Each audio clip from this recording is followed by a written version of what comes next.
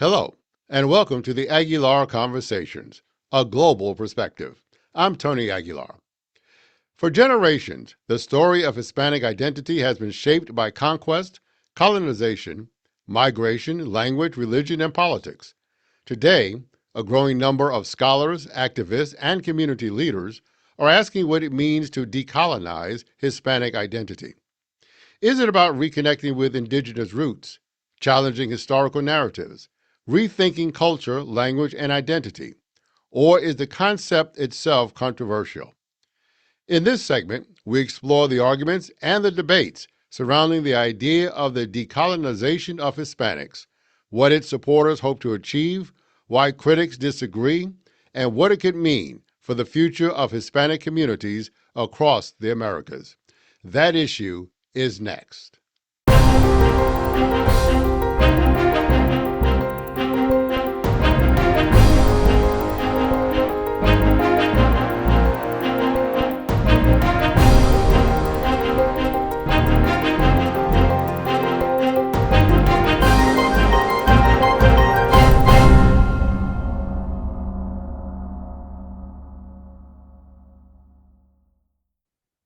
Dr. Samuel Cruz is an associate professor of religion and society at Union Theological Seminary in New York City.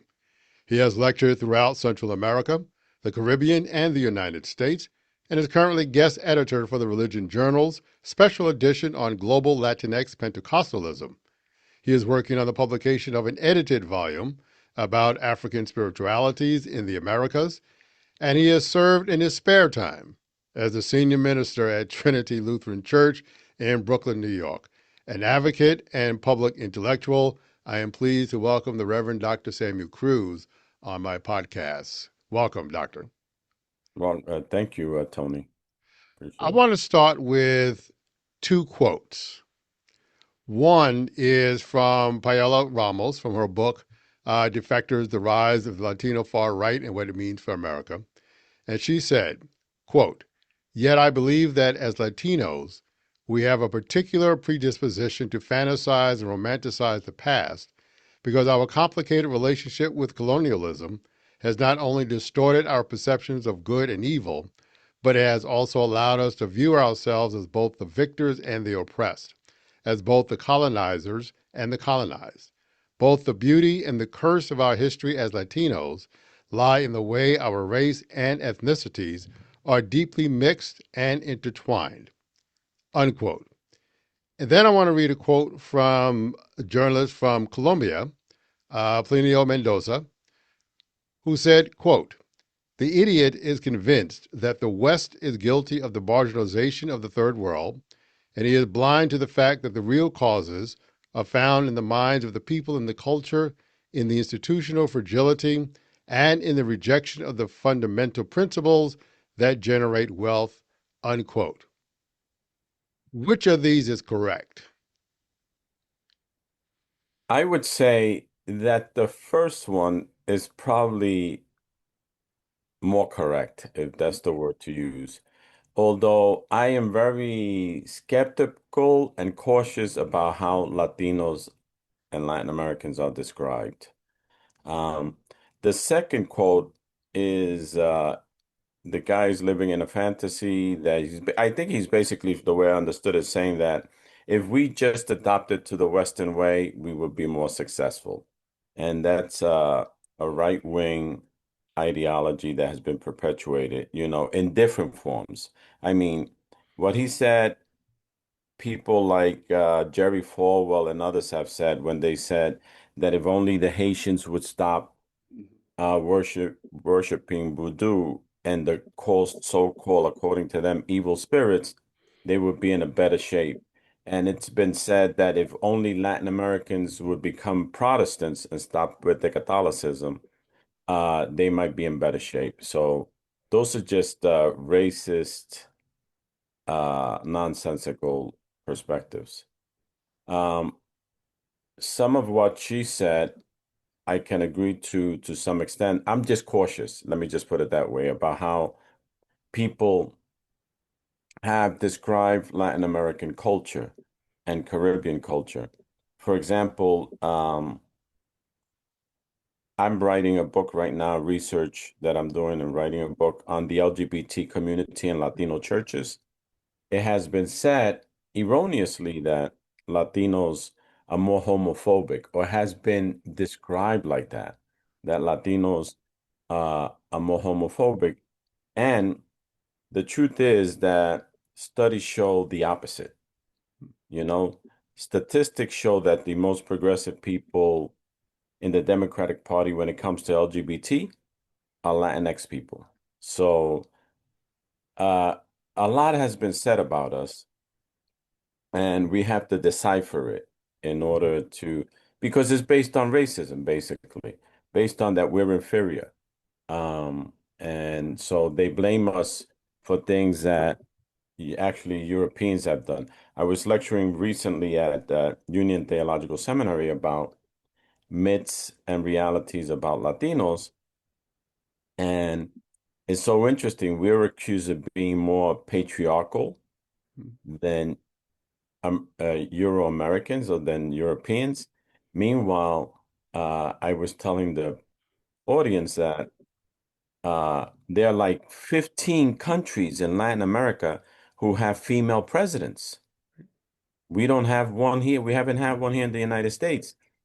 New York City, the most progressive city in the United States, has not had a female mayor yet. We had a female mayor who won 3 times in a row in Puerto Rico, in the capital city, in 1947. So there's a lot that needs to be unraveled when it comes to speaking about Latinos. I would say also the African American community, but I have more expertise on Latino realities. Let me ask you this, because there's a quote that I use from you, and you said, unquote, quote rather, there is an urgent need for decolonizing the Latinx Pentecostal and evangelical movement. Yes. Unfortunately, Latinx Pentecostalism and evangelism have become the evangelist of Euro American racist, imperialistic, homophobic, anti women ideology. The damage they continue to perpetuate is immeasurable. In Puerto Rico, it has been disastrous. They have adopted the epistemology of the old oppressor. Unquote. Given that, and this whole discussion is about the decolonization of the Hispanic community, Latino community. What does the colonized community look like to you? How is it manifested on the ground? If we take the case of Puerto Rico, and we could apply it to the United States to a great extent, but in Puerto Rico, it does more damage because it's a smaller island and they have a lot more power. Um, what I've been arguing for years now is that, first of all, evangelical doesn't mean the same as evangélico in Spanish. Evangelicals are people who preach the gospel.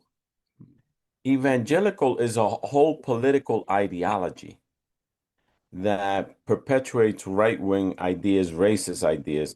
And unfortunately, the Christianity that was received by Latin America, the Caribbean, and Africa was the worst kind of Christianity that you could get. And it was the one that was evangelistic, imperialistic. So the Christianity that came to our people is the worst of its kind. And unfortunately, progressive Christians have not had much interest in bringing their Christianity to Latinx and Black communities. So we've always received the worst. For example, quick example, uh, I had an associate pastor who told me once, why is it that the prayers that we use on Sundays in the Spanish bulletin are so conservative and talk about blood, blood, blood, the blood of Jesus, the blood, the blood.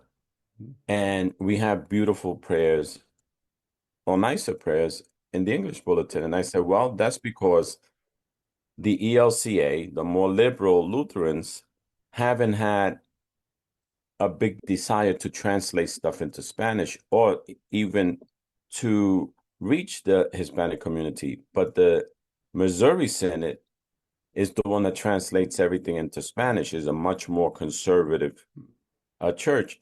And conservative Christianity, because of his sense of evangelizing and saving souls, has reached out, not because they were so loving, but because they believe in a theology of salvation of souls, have reached out to Latinos. And liberal churches that are less concerned about the life hereafter haven't felt the need and urgency to preach to Latinos. Mhm. So we end up usually getting the worst end of Christianity. A colonized community supports unintentionally, Mhm. unconsciously, uh, the ideology of the oppressors. Okay. So they don't realize that they're supporting ideas that oppress them, you know, themselves. It's something like internalized racism. Right. In Latin America, internalized racism is part of the culture. Uh, they seem to unrealistic. I don't know if it's unrealistic. For example, they think being black is inferior. They've internalized white supremacist ideology, and they don't realize that anything that's not European is black. You Mhm. know, Dr. West said something the other days that I have been saying, but I didn't say it as publicly as he did because I felt that I could be attacked. In his case, people are clear where he stands, and he's African American.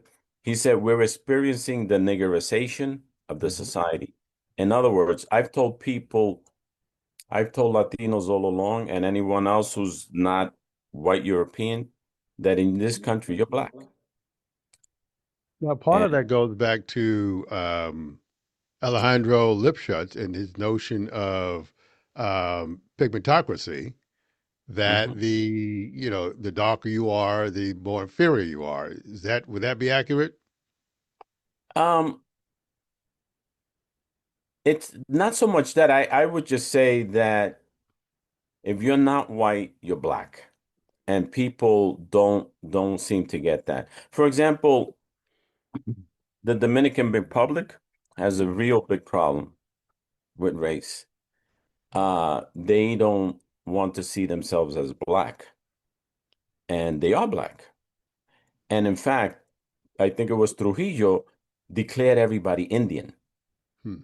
because for him, I'd rather be Indian, whatever that means, than of African descent. Peter Wade, the foremost scholar on ethnicity in Latin America, stated in a joking way, sarcastic way, that he found more Tainos in Colombia now than when Christopher Columbus came.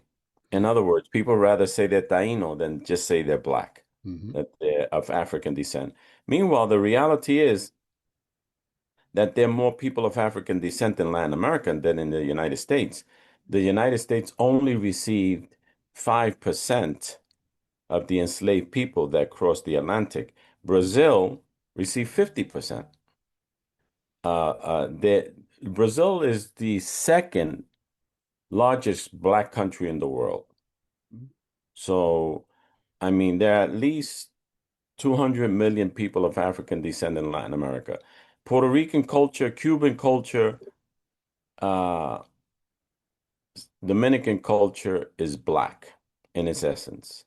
One author for Puerto Rico, Jose Luis Gonzalez, said, we dance black, we eat black, and we do our religion black. We're black. Hmm. So, I mean,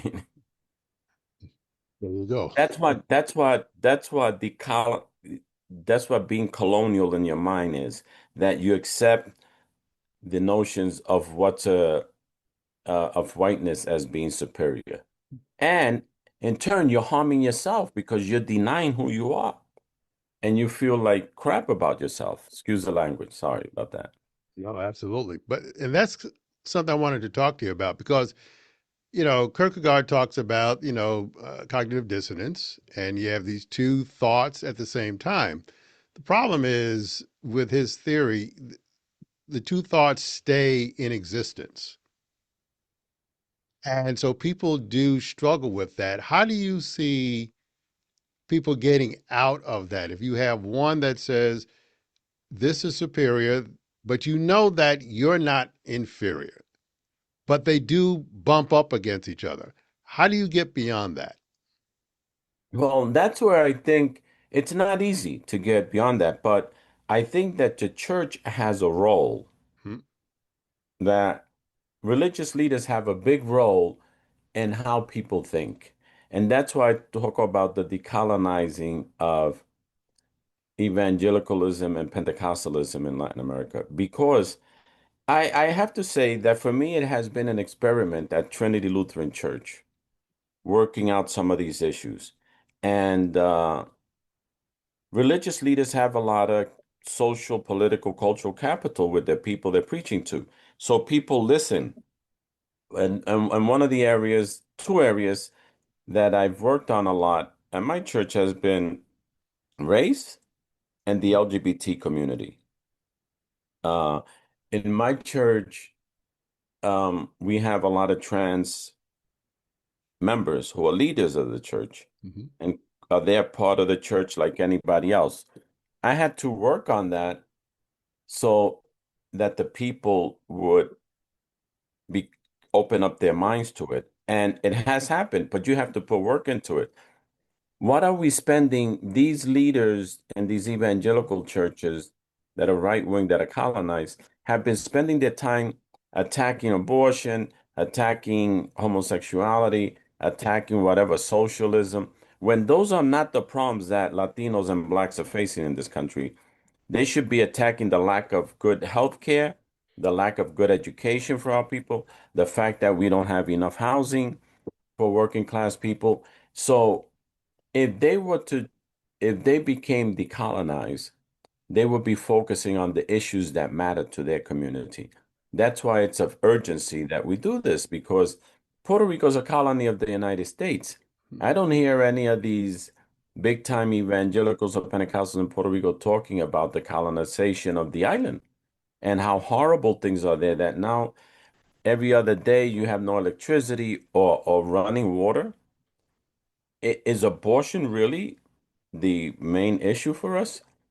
Um, in fact, uh, I'm pro-choice 100%, but in the Latino community, we have a lot of kids.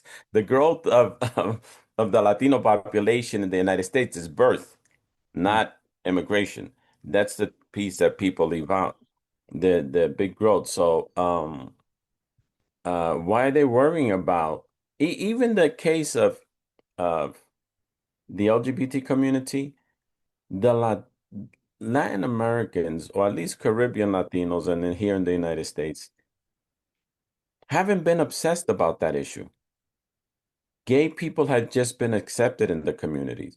As I stated earlier, in the Democratic Party, the most progressive people are Hispanic Catholics Hmm. in the party when it comes to LGBT. When it was an issue of marriage, same-sex marriage, Latinos accepted it by 53%, which was the same percentage of white people. Hmm. So why are we're called homophobic and we're really not. We're probably more progressive than any other group on that issue. But that's not an issue for us. The issue for us is drug addiction, lack of jobs, lack of good housing, lack of good work. So, is it understandable that this particular movement, in terms of decolonization, cannot really succeed without an equal political agenda to get people to understand what their self-interest is? For example, and I'd love to hear your take on this. In terms of immigration, that became kind of a split point. And I was listening to, news reports, from 2025 of folks within the Latino community, who supported the Trump aspect of immigration. Hmm. And so you had, prior to that, you had a large segment that voted for this particular administration, But it seems though what happened was that they found out that their support did not result in anything positive. So, how do you reconcile that? Because, quite frankly, a lot of us were confused about how that happened. Was that because of the Pentecostal movement? What happened there? There's several things, and I think the way the media portrays things is not clear. First of all, the two biggest groups in the United States, Mexicans and Puerto Ricans, who are the ones that have been here, for the longest, overwhelmingly voted Democratic. So they did not go with Trump. Some did, but that happens in all communities. You can't blame that. Not everybody's the same.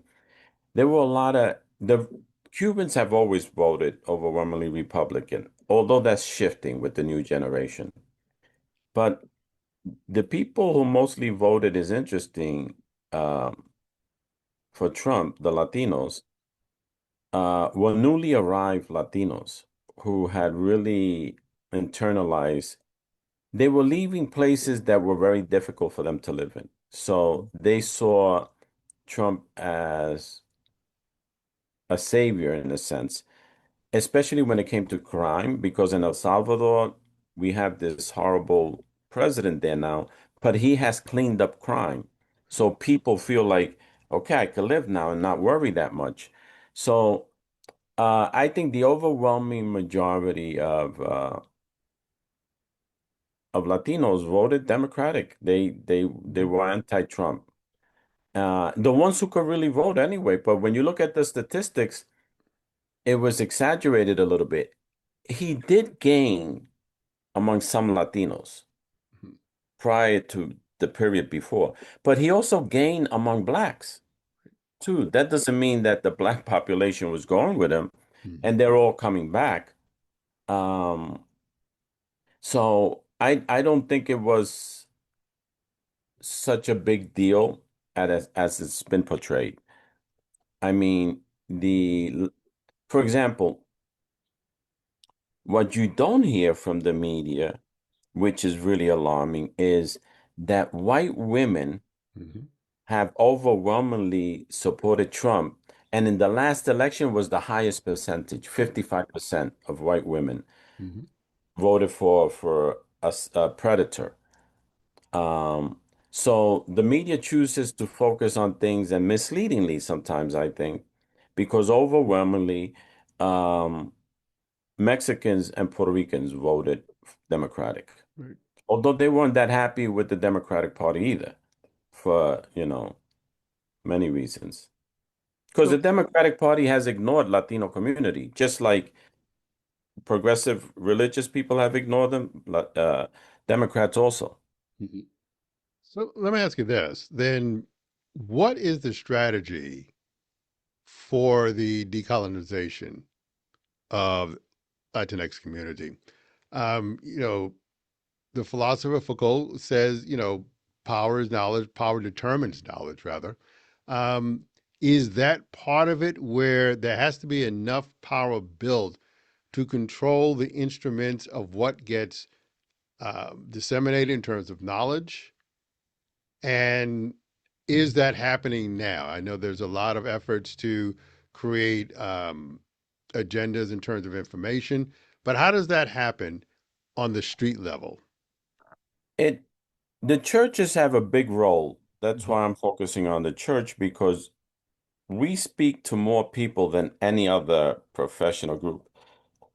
We have a captive audience of 100, 150, some have thousands, but Mhm. when you put them all together, it's in the millions. And we have to start speaking about our agenda and deconstructing the lies that have been perpetuated or handed over to us by Euro-American theology.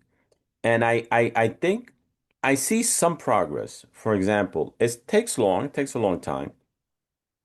I wrote my book, Mass Africanisms, Puerto Rican Pentecostalism, it was published 25 years ago, I think. And in that book, I argued that this notion that African-based religions are diabolical is racist. It has nothing to do with theology. Hmm. It's just racist, saying anything that's black is bad. Well, to my surprise, in the last 20 years, there has been this growth of Afro-Latinx people, or people calling themselves Afro-Latinx.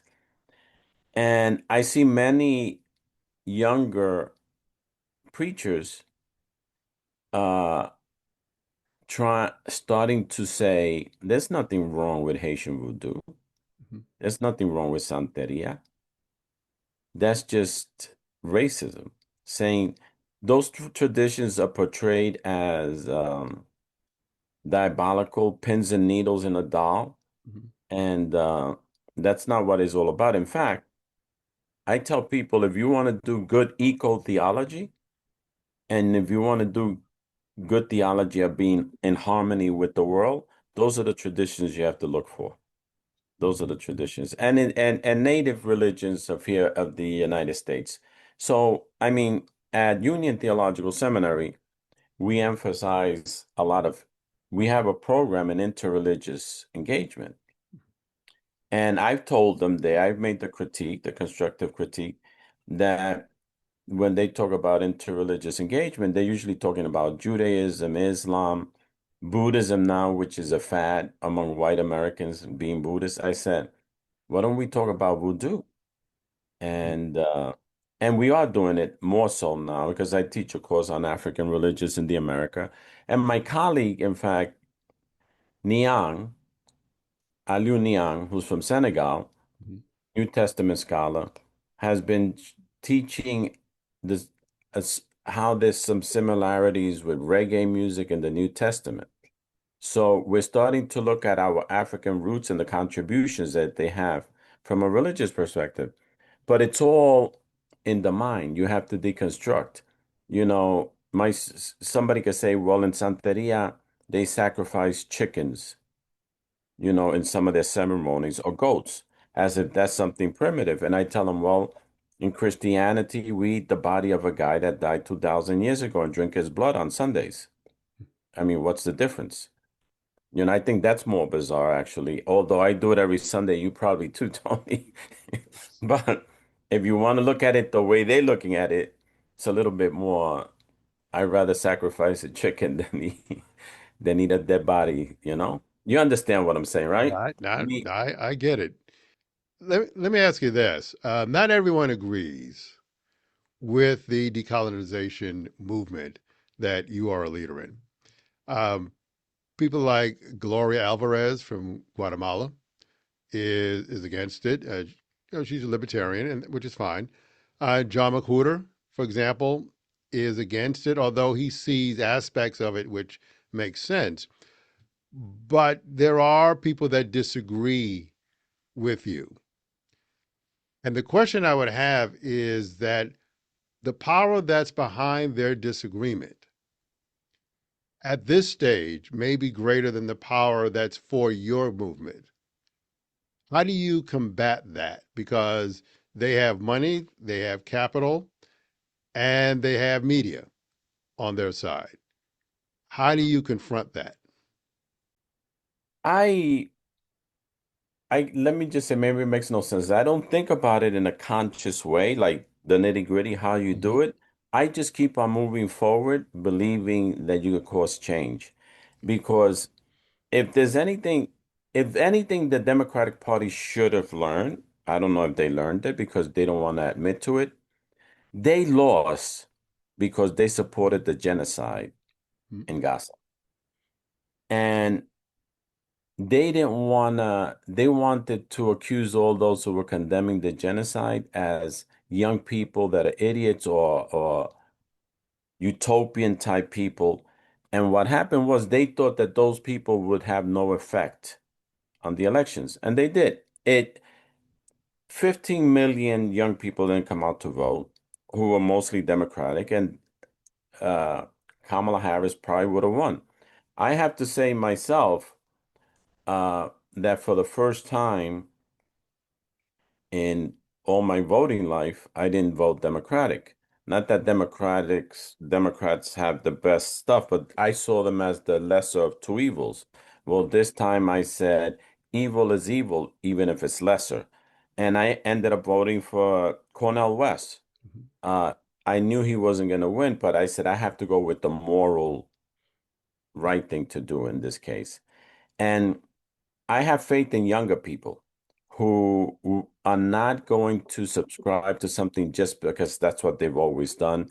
And that's the lesser of two evils. They're saying, no, we don't want evil at all. If the lesser of two evils is massacring children and women and men, then I don't want to be a part of that lesser of two evils. So what's happening now, I think, uh, among Latinos, they are accepting more who they are with pride and especially accepting their blackness, which is happening among Dominicans, which is a very complicated thing with Haiti, the fight between the Haitians and Dominicans.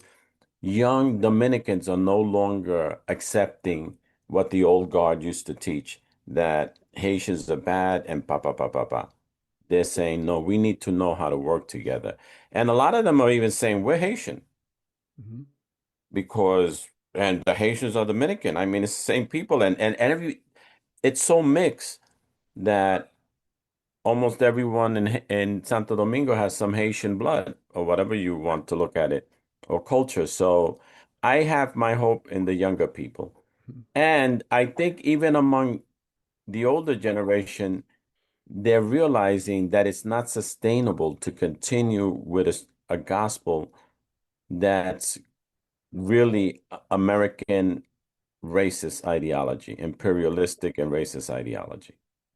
So part of at least what I'm hearing, part of the answer is not the total answer, but part of the answer is changing the narrative of people's history so Hmm. that if I can control the narrative, I can control your actions. And I think what is what Foucault would have said.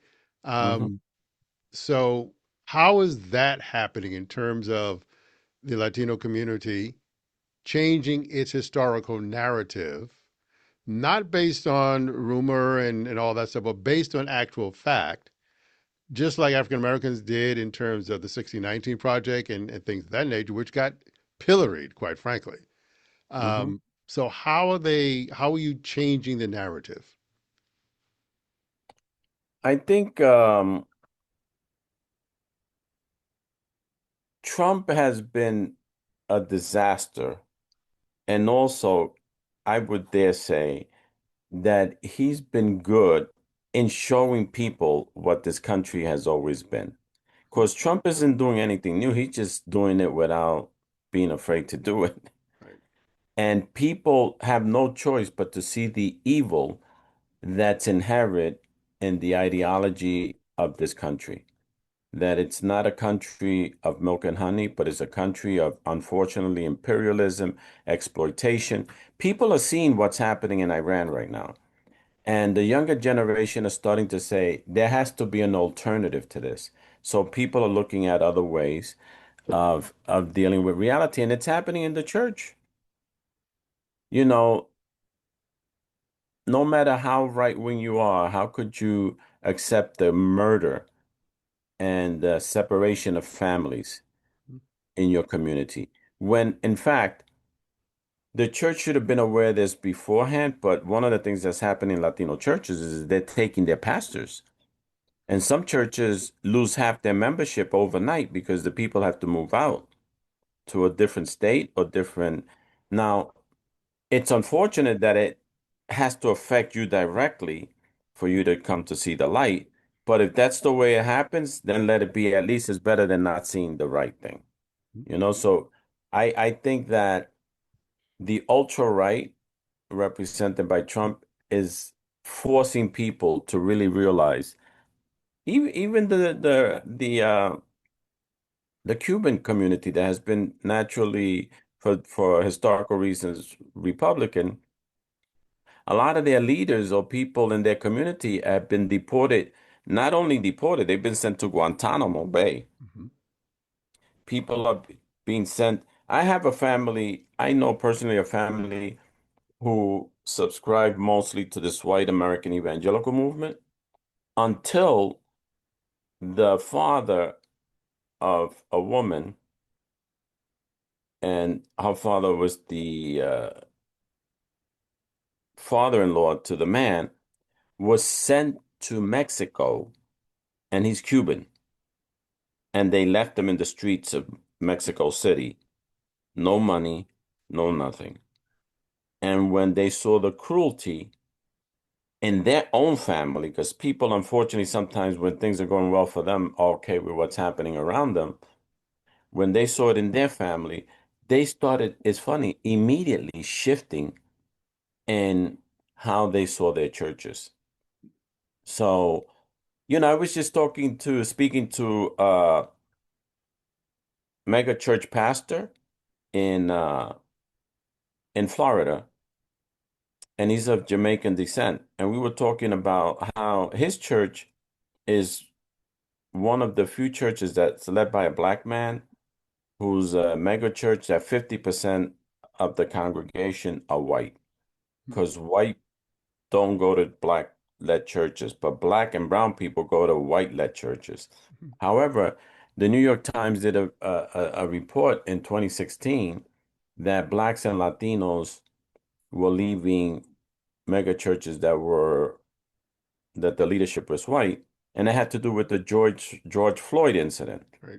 These churches were saying Blue Lives Matter, and saying nothing about the murder of the man. And ultimately, we could be colonized, but we're not completely stupid that where we can't see where something's wrong with that. Let me ask you this, the reverse. Hmm. As the movement seeks to decolonize the Latinx community, and you particularly have a special animus towards the Pentecostalism movement, Hmm. and from what I read. But when does the decolonization become a colonization under a recolonization under a different name? So you convince people of this, but it becomes another ideology. Yeah. How do you avoid that? It, ideology is not bad. That's the only way we can move things Mhm. along. It just has to be, I would say, I mean, it's a little complicated to explain here, but ideology is what makes your faith into action. Mhm. So there's going to be, I subscribe to Latin American liberation theology. So I would say that you have to do a hermeneutics that applies to your lived reality, Mhm. and that produces life and grace. If if we get rid of the colonization piece, which is oppressive and destructive and causes death, then we need to create a theology that produces life and liberty. In the case of Puerto Rico, which is a colony, the preachers there should be concerned about the colonial status of the island and stop supporting the imperialistic attitudes of the United States or behaviors of the United States. Mhm. Now, one thing I wanted to touch on is, and we're all aware of Franz Fanon and his book, The Virtue of the Earth. And one of the things he talked about was not looking to uh, become an image of Europe that must find something else to do. Because if we want to create simply another Europe, let them do it because no one can do it better than them. Hmm.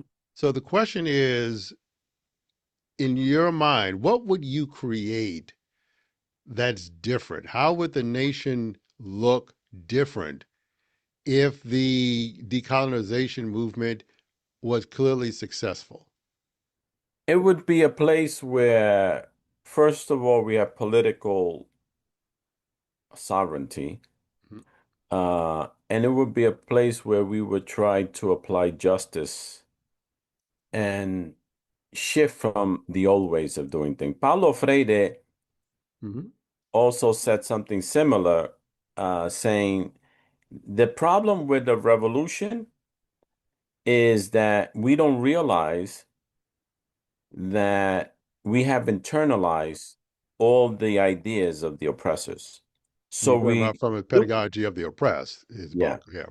right. So we duplicate what the oppressors have done. I Hmm. was speaking to somebody just yesterday, and I'll give you an example of something positive, although this situation unfortunately turned into a horrible thing. But when the Sandinistas, Daniel Ortega now has become a dictator and a horrible leader in Nicaragua. But during the Sandinista period, they decided that they would not abuse prisoners of war. They said if we abuse prisoners of war, we're just replicating the oppressors. So they treated them with humanity and decency. They were trying to go in a different direction. So I would say that one of the ideals I would see is that in Puerto Rico, let's say, all the bad stuff that was done by the imperialist United States, we would try to do different. We wouldn't, and we have to find ways to be different. If not, we're just replicating, we're getting liberty for what? To reproduce, I think Right. what Fanon said, to reproduce what the United States has done. That doesn't make any sense. I mean, I think Cuba in some ways has, in many ways, was a leader in that type of thinking. The Cuban government sent doctors and even warriors to all of Africa and to other Latin American countries and scientists.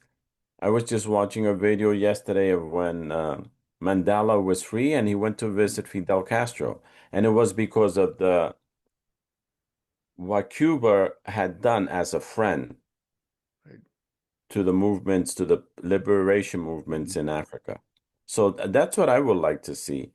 And see Latin American countries, the ones there, being able to work together as independent states and countries. Now, there is a geopolitical aspect to this. So, how does that play out in the movement as well? Because, as we said before, not everyone agrees with your notion of decolonization, and those who disagree tend to have more power on their side. So, how does the how does the geopolitical reality operate in this sphere? Well, in terms of geopolitics, obviously the United States has a big interest in maintaining politically the island and the state is in. And not only that, and especially in not decolonizing the mind. Because what I'm talking about decolonization, I'm talking more about decolonizing our way of thinking, whether it's spiritual or political, where we think that everything that comes from the outside is better and that we cannot produce our own thing. And in the case of Puerto Rico, they've emphasized, oh, it's a small island. Mhm. It can't be independent. When the reality is that Belgium, England fits into Texas. The most powerful countries in Europe are small geographically. Mhm. Israel is an independent country and it's very small. Uh, but it's going to have spiritual decolonization will have political ramifications because people, you start one place and you keep on decolonizing all aspects of your life, and you realize that political decolonization is going to be on the agenda. There'll be pressure. The United States, the problem, one of the problems that Puerto Rico has had in becoming independent is that it's fighting the strongest country in the world. And the United States doesn't want Puerto Rico independent or to become a state either. They don't want it to become a state because Republicans know that Puerto Rico will probably lean Democratic. And the population of Puerto Rico is bigger than 21 states in the United States. That means we would have more representation than 21 states in the mainland here. And if you combine the representation from there with the representation of the Latinx community in the United States, we would have the biggest bloc in Congress. So they're not going to allow that to happen either. So we're living in a limbo, which is not healthy for people at all. So then answer this for me. You have the Hispanic caucus, you Hmm. have the Black caucus, and that's a pretty substantial number of representatives. Why have they been unable to empower either Puerto Rico or Washington, D.C., for that matter? Hmm. And so the second question is who within those caucuses are supporting your efforts to decolonize, whether spiritually, politically, so forth and so on? In terms of independence for Puerto Rico, I'm not quite sure, to be honest, with the exception now of Nidia Velázquez, who just Mhm. retired, and AOC, who spoke about the colonial situation most recently, because Nidia Velázquez historically was from the party that said leave the status as is. Mhm. Because we have to remember, for a lot of people, for a lot of Puerto Ricans, Puerto Rico is independent, but it's not really. It's not. But we have our own culture there, and even those who want the statehood at one point spoke to politicians out here, and the politicians said, what you want is to be called a state and be independent because they said we're going to continue to speak Spanish.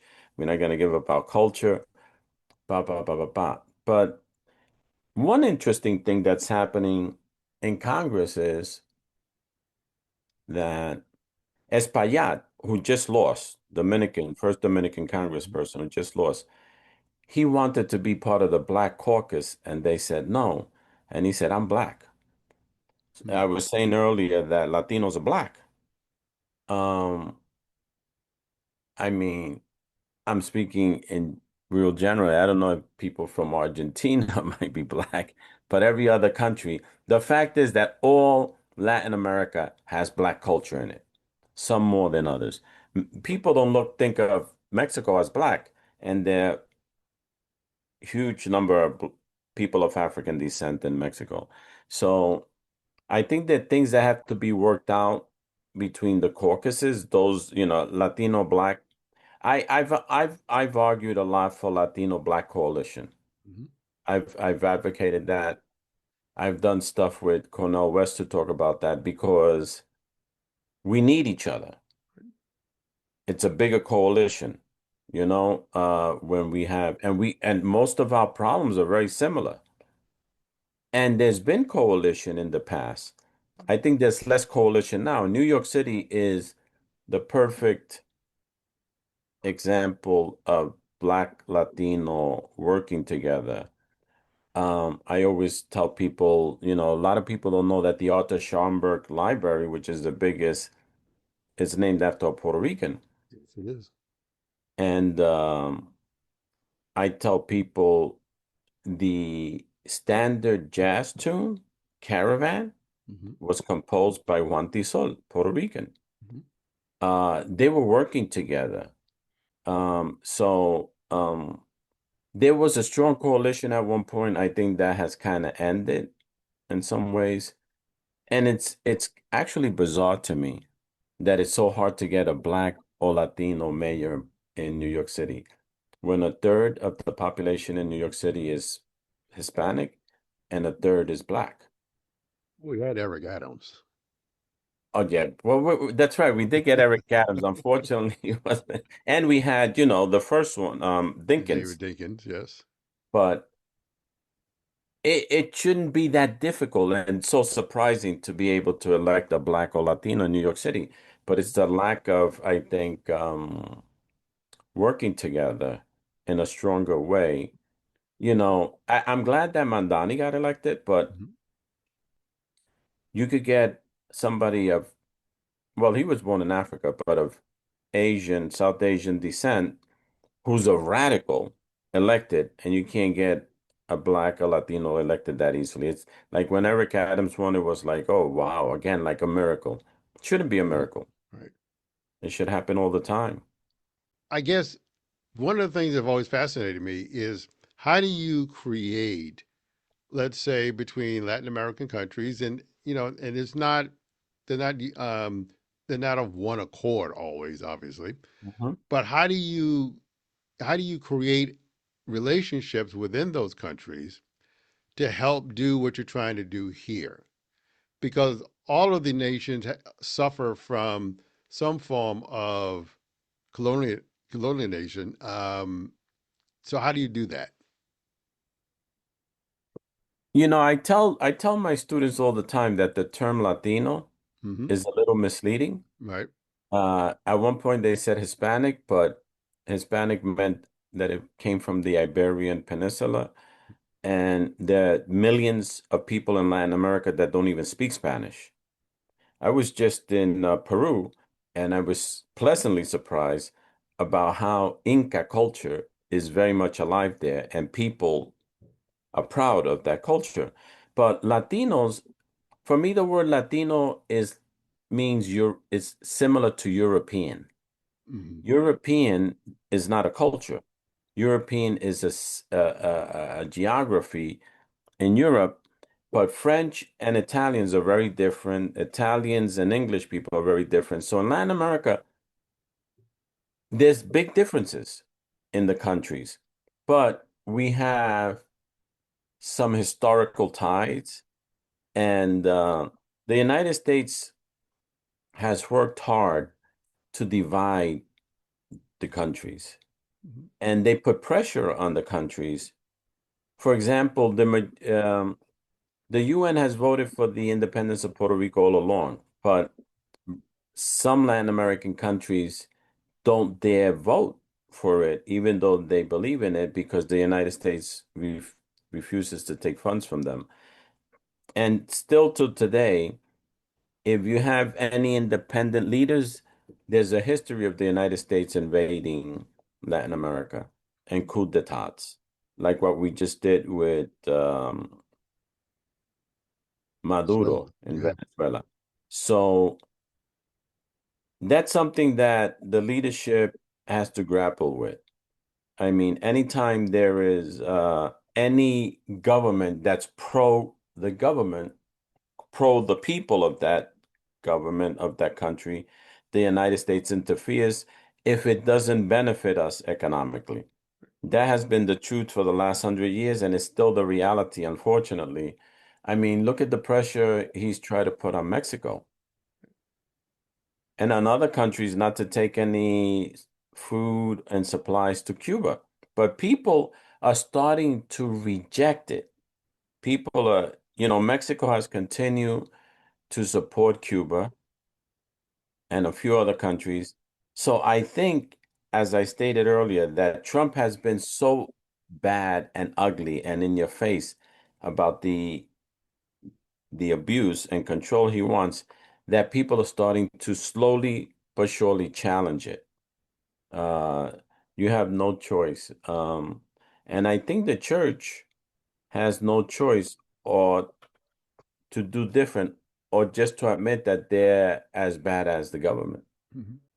10 years from now, are you hopeful about the movement to decolonize? I'm hopeful that there'll be a bigger segment of Hmm. the evangelical church, Pentecostal church, that um, will be less colonial in its preaching and in its attitudes. Things change. Things change, sometimes slowly. Hmm. One of the positive things in the Latino community is that love is the main ingredient in the agenda, and it becomes the main ingredient in the church. And when the people see uh, ICE abusing people, it turns them off. And religion can't stop them from being turned off. It's happening also friends of mine who are Pentecostal have told me that they think that within the next 12 years, the Pentecostal Latino church is going to accept gay people, the LGBT community. And I was a little surprised. I said, 12 years, that soon? And one bishop told me, he's like Mr. Pentecostal in New York City. He said, yeah, I'll tell you how it works. He said, people are coming up to me saying, Pastor, I don't believe in homosexuality, but my son is getting married. I have to be there for my son. And that's what happens. If you go to the wedding, if you really thought it was a diabolical thing, you wouldn't go. Right. So you start changing your mind. Well, there does seem to be a movement if you're talking about, you know, sexual and all that stuff. The Catholic Church has moved a little bit, not much, in terms of prayer for same-sex couples. Although that's a little tricky in terms of really reading what that says. The Presbyterians are dealing with some issues now in terms of sexuality and marriage. So obviously, the Lutherans, of which you're one, dealt with this issue a while back. So it is moving. So there is kind of a decolonization, not only within the Hispanic community, but I think in general, that Hmm. people are beginning to say things need to be different than they are now. I think it's important to mention, for me at least, that the Pope who was the most progressive thus far Hmm. on LGBT issue was Pope Francis, a Yeah. Latin American, Hmm. because he was saying more than what he said. He was a smart man. When he said, who am I to judge? He's basically saying, I'm not judging at all. Hmm. But he's putting it in a way that's palatable to people because, yes, you have to judge. If a man is beating a little child, you have to make a judgment. There's no neutrality. The Pope knew it. He wasn't being neutral. He was basically saying, and he said it was okay to give the sacraments to trans people. Hmm. That's why he was so hated by white bishops and cardinals in the United States. So he started, and now the Pope we have is pretty progressive too, it seems like it. Hmm. Actually, he has citizenship in Peru. He has dual citizenship, American and Peruvian citizenship. And so I think there's hope. There's hope. There's always hope. Yes.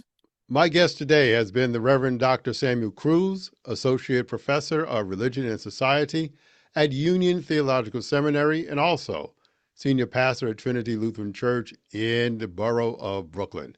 Dr. Cruz, it was a pleasure having you, and thanks for being with me today. Thank you for having me. It was a pleasure to be here.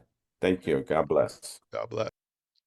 Join us again next week as we explore another issue of international importance here on the Aguilar Conversations, a global perspective.